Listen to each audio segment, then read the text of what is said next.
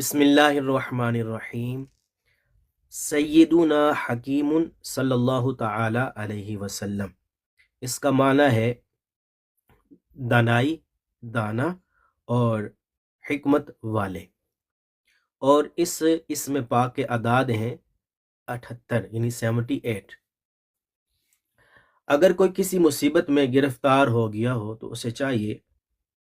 کہ اس اسم مبارک کو کثرت سے پڑھ کر بارگاہ الہی میں دعا مانگے۔ انشاءاللہ تبارک و تعالی بہت جلد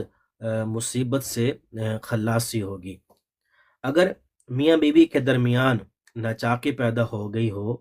تو کسی بھی طرح ان کی آپس میں نہ بنتی ہو تو باوضو حالت میں 1000 مرتبہ اس اسم مبارک کو پڑھ کر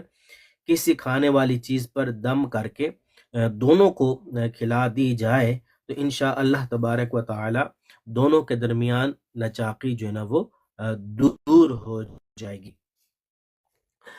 اگر کوئی کسی ایسی مشکل میں پھنس گیا ہو یا مشکل پیش آ گئی ہو اور جس کا کوئی حل سامنے نہ آ رہا ہو تو ایسی صورت میں باوضو ہو کر قبلہ رخ بیٹھ کر اس اسم مبارک کو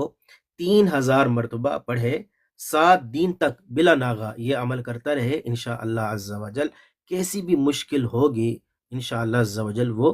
دور ہو جائے گی۔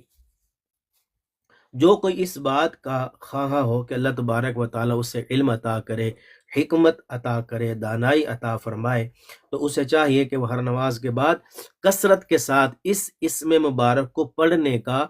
معمول بنا لے۔ انشاءاللہ تبارک و تعالی مطلوبہ مقصد میں کامیابی حاصل ہوگی۔ اگر کسی کو ناحق قید میں ڈال دیا گیا ہو اور وہ اپنی رہائی کا خواہاں ہو تو اسے چاہیے کہ وہ نماز ظہر کی ادائیگی کے بعد